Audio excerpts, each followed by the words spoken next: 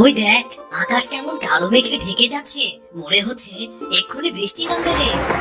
বৃষ্টি নামবে? কি মজা, কি মজা! বৃষ্টি হলে আজ ইচ্ছা মতো ভিজবো রে। শুধুই ভিজবো না, বৃষ্টির সময় শুনেছি অনেক মাছ পাওয়া যায়। আজ বৃষ্টি হলে ভিজবো আর নদীতে মাছ ধরবো, খুব মজা হবে রে। এই কথা বলতে বলতেই বৃষ্টি শুরু হয়ে যায়। সবাই আনন্দে চিৎকার করে ওঠে, চল চল আমরা মাছ ধরতে যাই।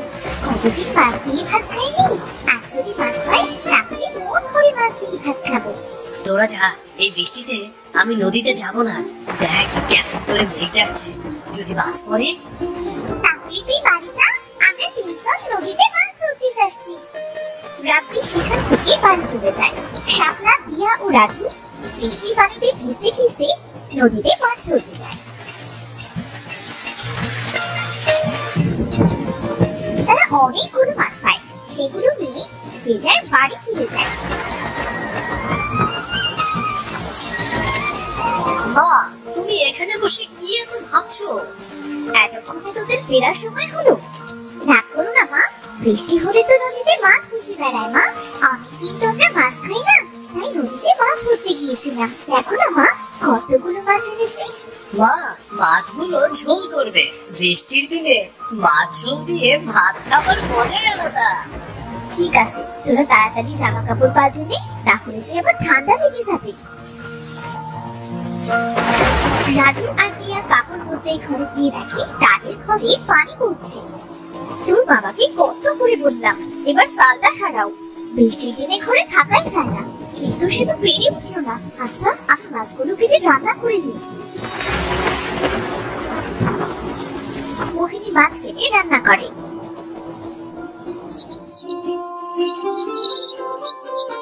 পরদিন রোদ উঠে, গ্রামের অনেক মানুষ তাদের বাড়ির চাল ঠিক করে। পথে ঘাটে পানি বেঁধে আছে। ভাই, এখন ঘরের চাল ঠিক করছো যে? কি করব ভাই, বর্ষা চলে এসেছে তো। তুমি তো জানো বর্ষার সময় গ্রামের অবস্থা কেমন হয়। বর্ষার জন্য কাল সারা রাত ঘুমাতে পারিনি, চাল বেয়ে সব পানি গায়ে পড়েছে। এই জন্য ঘরের চালটা ঠিক করছি আর কি। বেশ ভালোই করছো ভাই, আমারও একই অবস্থা। আমার ঘরের চালটাও ঠিক করতে হতো, কাছে তেমন পয়সা নেই, এজন্য এবার পেরে উঠছি না। ঘরটা সারিয়ে নাও ভাই, শুনেছি এবার নাকি বৃষ্টির ভাগটা বেশি। এই বৃষ্টির সময় বউ বাচ্চা নিয়ে কোথায় যাবে তখন শুনি। দেখি কি করা যায়। আচ্ছা ভাই, আমি তবে আসি। আকাশের অবস্থা আজও তেমন ভালো নয়, মনে হচ্ছে আজও বৃষ্টি নামবে।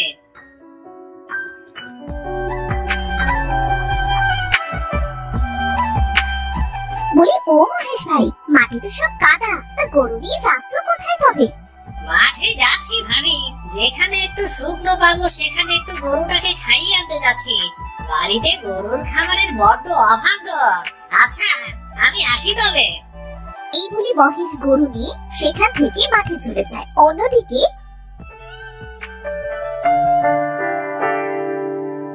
মা, ও মা, এখন তো বর্ষার সময়, না জানি কখন বর্ষা পড়তে শুরু করে। বাড়িতে তো জ্বালানি নেই মা, তখন জ্বালানির অভাবে না খেয়ে থাকতে হবে। আমি আর ভাই মিলে বরং জঙ্গলে যাচ্ছি। কাল তো ঝড় বৃষ্টি হয়েছিল মা, আজ জঙ্গলে অনেক জ্বালানি পাবো। আকাশের অবস্থা তো তেমন ভালো নয় রে, এই অবস্থায় তোদের জঙ্গলে যেতে হবে না। তুমি চিন্তা করো না মা, বর্ষা শুরু হবার আগেই আমরা চলে আসবো। তাড়াতাড়ি ফিরিস কিন্তু। দিয়া আর রাজু তাদের মায়ের কাছ থেকে বিদায় নিয়ে জঙ্গলের উদ্দেশ্যে বেরিয়ে পড়ে। তারা হাঁটতে হাঁটতে একসময় জঙ্গলের অনেক গভীরে চলে আসে। দিদি, এখানে অনেক জ্বালানি হয়েছে, চলো একটু কুড়াই আমরা। ঠিক আছে ভাই। দিয়া আর রাজু জঙ্গলের ভেতর থেকে জ্বালানি কুড়াতে থাকে। হঠাৎ চারদিক অন্ধকার হয়ে আসে, আকাশ কালো মেঘে ঢেকে যায়। ভাই, আকাশ তো কালো মেঘে ছেয়ে গিয়েছে, মনে হচ্ছে এখনই কালবৈশাখী ঝড় উঠবে। দিদি, তাড়াতাড়ি বাড়ি চলো, আমার খুব ভয় করছে তো। ভয় পাস না ভাই, আমি আছি তো। দিদি, ওই দেখো আকাশে কেমন বজ্রপাত হচ্ছে। চল ভাই, যে জ্বালানিগুলো কুড়িয়েছি তাই দিয়ে 2-3 দিন চলে যাবে। ঝড় ওঠার আগেই আমরা বাড়ি চলে যাই, চল। এই বলে রাজু আর দিয়া জ্বালানি নিয়ে জঙ্গল থেকে বাড়ি ফিরে আসে।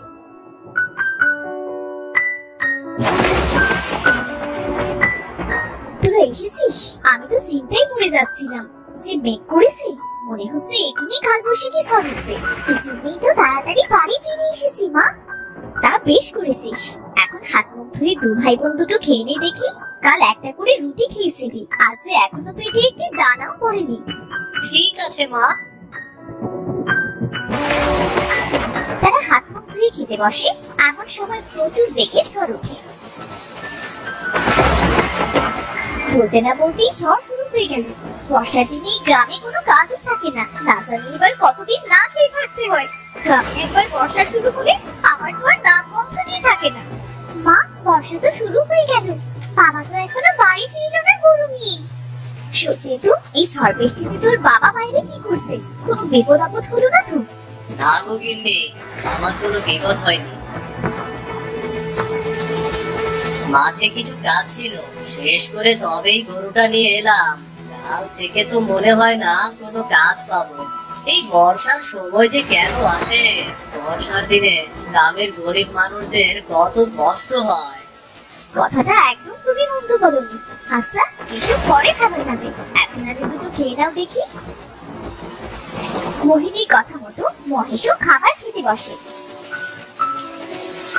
খাবার খাওয়া শেষ করে তারা কিছু সময় গল্প করে। অন্যদিকে সময় যত বাড়তে থাকে, ঝড় বৃষ্টিও ততই বাড়তে থাকে। মা, বাবা, দেখো না চারদিকে কেমন পানি থই থই করছে। এই বৃষ্টি থামার তো কোনো নাম গন্ধ নেই। এভাবে বৃষ্টি থাকলে তো গ্রামের বাড়িঘর সব ডুবে যাবে। কথাটা মন্দ বলিস নি রে মা, খুব চিন্তা হচ্ছে আমার। কাছে তেমন টাকা করিও নেই, বাড়িতে তেমন বাজার সদাই নেই।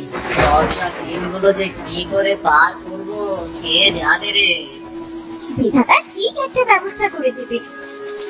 ও, বৃষ্টির জন্য তো গ্রামের অবস্থা খুব খারাপ। বৃষ্টির পানিতে তো হাঁটু সমান পানি উঠে গিয়েছে। কি করবো বলতো? পুকুর, নদী, খাল, বিল পানিতে থই থই করছে গো। বাবা, দেখো গ্রামের মানুষ কোথায় যেন যাচ্ছে। তাই তো দেখছি, কেউ নৌকায়, কেউ বা কলায় ভেলা বানিয়ে যাচ্ছে। কোথায় যাচ্ছে সবাই? জিজ্ঞাসা করে দেখি তো। ও শামীম ভাই, ও বাচ্চা নিয়ে চললে কোথায়? ভাই, গ্রাম থেকে অনেক মানুষের ঘর ডুবে গিয়েছে। আমাদের ঘরে অনেকটা পানি ঢুকে গিয়েছে রে। এজন্য আগে থেকে বউ বাচ্চা নিয়ে গ্রাম ছেড়ে শহরে যাচ্ছি। এই বর্ষা সহজে কমবার নয়। গ্রামে কেমন করে থাকি বলতো? বুঝতে পেরেছি ভাই। আচ্ছা, আমরা আসি তবে।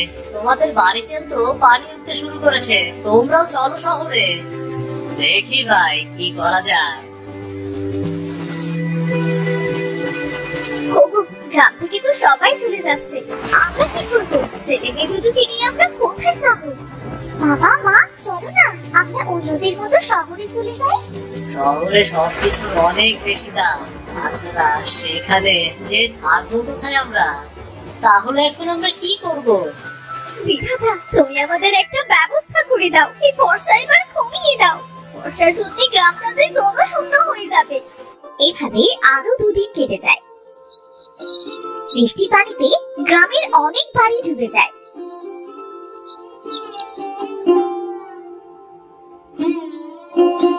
আজ বর্ষাটা কম হয়েছে বলে বউ, বাড়িতে শুকনো খাবার আর কতগুলো আছে গো? আজ যে কোনো খাবার নেই। ছেলে মেয়ে দুটো ক্ষুধায় ছটফট করছে। কি করবো কিছু বুঝতে পারছি না। এই অবস্থায় তো কোথাও খাবার পাবো না, কি যে করি। আমি বলি কি, তুমি একবার জমিদার মশাইয়ের কাছে যাও, দেখো না উনি কি করে। জমিদার মশাই যে কিপটে, সে কি আমাদের সাহায্য করবে? চেষ্টা করে দেখোই না। এত করে যখন বলছো, তখন যেই দেখি কি করা যায়। বউ, এই কলার খেলা করে আমি জমিদার বাড়ি যাচ্ছি। বাবা, আমিও যাবো তোমার সাথে। তোকে যেতে হবে না মা, কখন আবার বর্ষা শুরু হয় কে জানে। বাবা, তোমার সাথে যাই না, দেখো চারিদিকে কত পানি। আমার খুব দেখতে ইচ্ছে করছে বাবা। ঠিক আছে, চল। মহেশ দিয়াকে নিয়ে ভেলায় করে জমিদারের বাড়িতে যায়।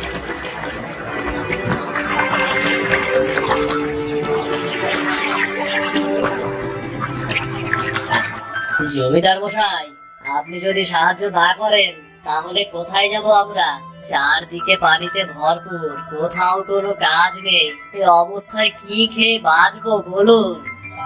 তোমার মতো অনেকেই আসছে আমার কাছে, তোমার জন্য আমি কি করতে পারি সেটা বলো। জমিদার মশাই, আজ 4-5 দিন ভাতের দানাও চোখে দেখিনি। বাড়িতে কিছু শুকনো খাবার ছিল, সেটাও কাল ফুরিয়ে গিয়েছে। এজন্য আপনার কাছে এলাম। আপনি যদি কিছুদিনের খাবার দিতেন তাহলে বড্ড উপকার হতো। সবাইকে যদি আমি খাবার দিয়ে সাহায্য করি তাহলে তো আমারই কপালে খাবার জুটবে না। তোমাকে আমি সাহায্য করতে পারবো না বাপু। জমিদার মশাই, বর্ষার দিন শেষ হলেই আপনার খাবারের টাকা আমি শোধ করে দেব। এই চিরাগুলো দিয়ে আজকের দিন চলে যাবে, এটা নিয়ে ফিরে যাও। এর বেশি আমি তোমাকে সাহায্য করতে পারবো না। মহেশ আর কিছু না বলে জমিদারের দেওয়া চিরা নিয়ে বাড়ির পথে রওনা হয়।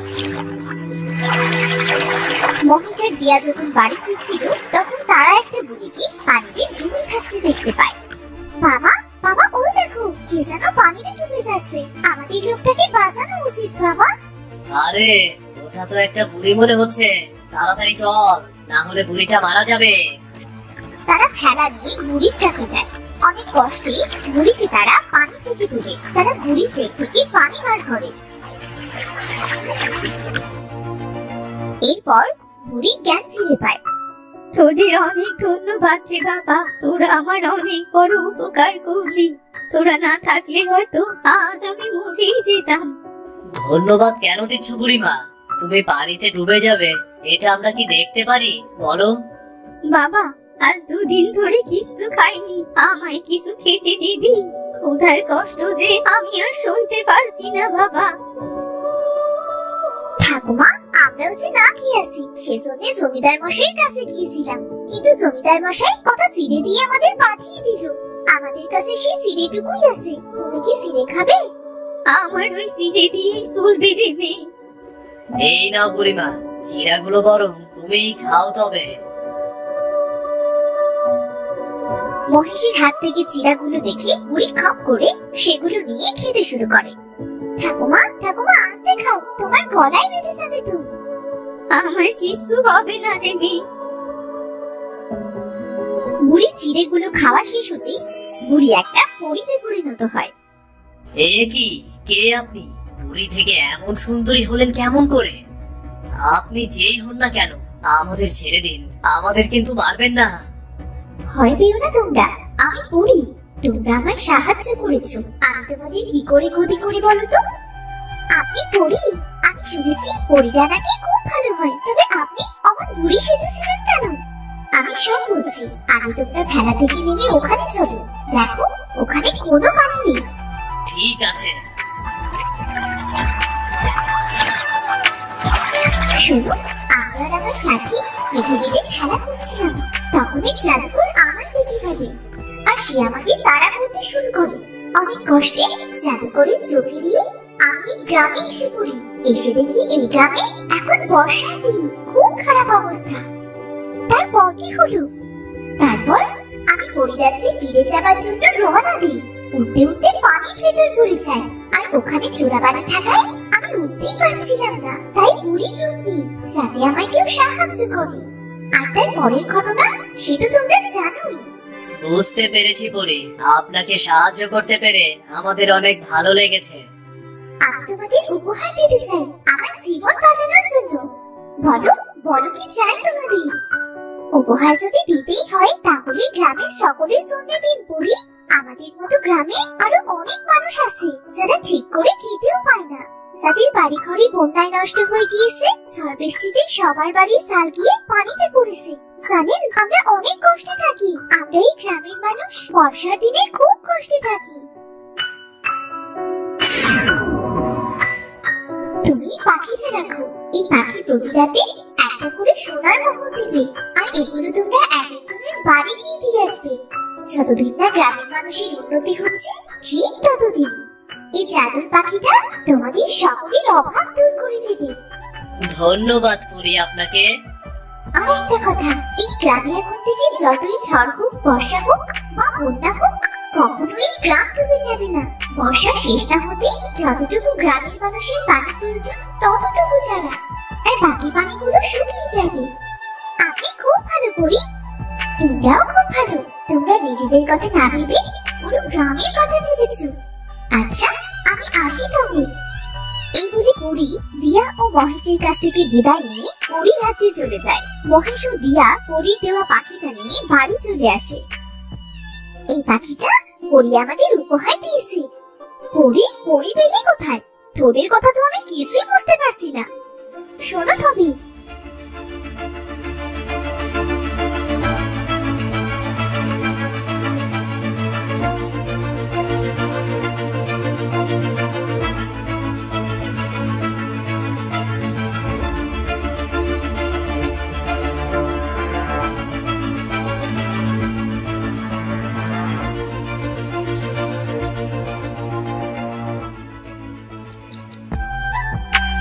সত্যি বলছিস তুই?